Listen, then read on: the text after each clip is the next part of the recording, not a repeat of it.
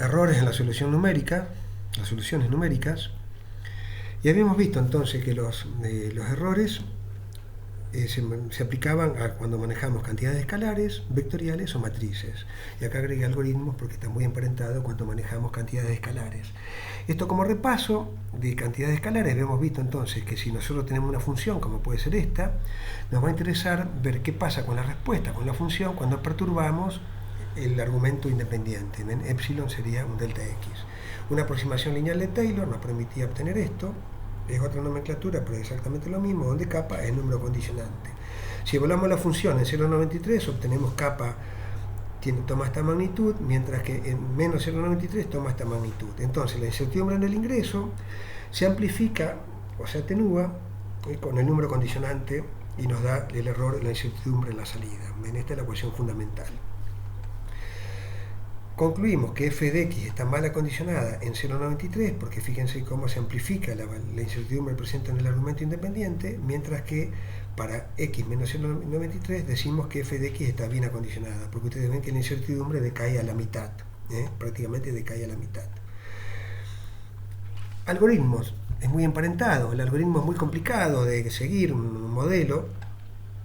Acá tomamos un modelo de transformación lluvia caudal y lo que nos interesa es que pequeños cambios en los datos de entrada, en los parámetros de entrada, produzcan pequeños cambios en la salida. Entonces, vamos a tener lluvia, por ejemplo, y a la salida caudal en una cuenca. Acá hay un montón de procesos hidrológicos que están modelados que no nos interesa seguir. Entonces, el concepto de caja negra. Hacemos el mismo análisis, partimos de un valor de referencia calibrado, perturbamos entonces ingreso y vemos cuál es la sensibilidad en la salida, en la respuesta del modelo.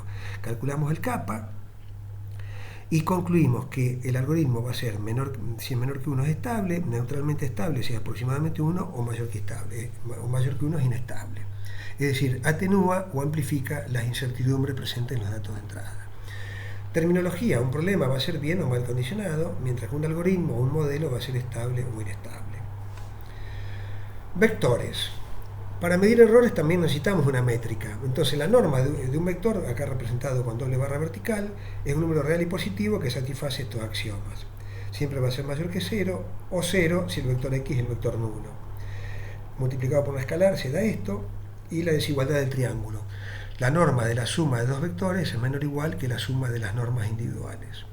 Entonces, si x tiene esta característica, tiene n componentes, vamos a definir estas distintas normas. No miremos las matrices por ahora, miremos las normas de los vectores.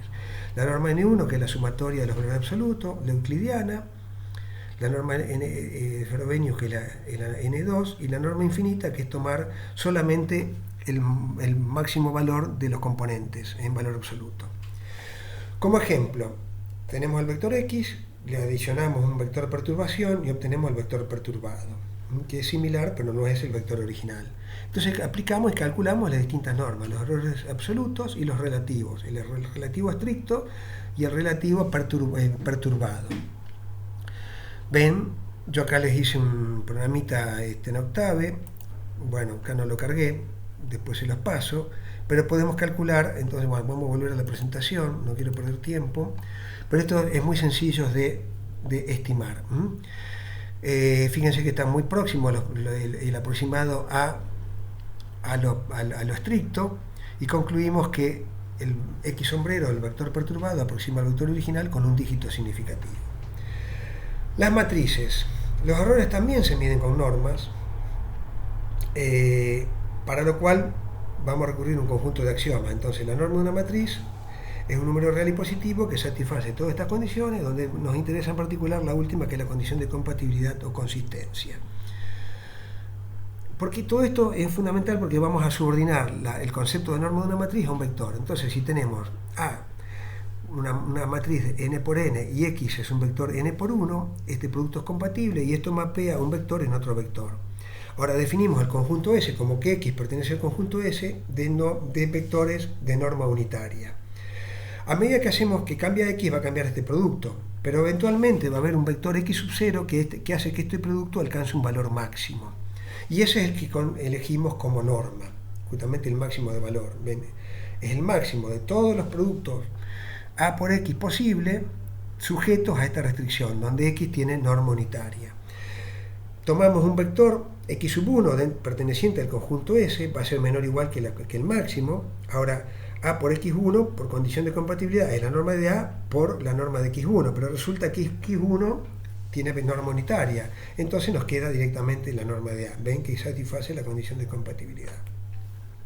Entonces, esto es justamente lo que definimos como norma, ¿no? de una matriz. Octave cuenta con rutinas internas, ya le voy a pasar los programitas, pero nos interesa en este caso la solución de sistemas lineales.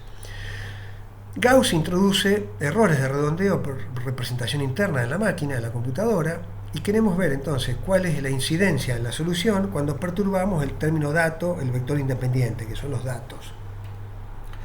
Entonces tenemos el sistema original y el sistema perturbado.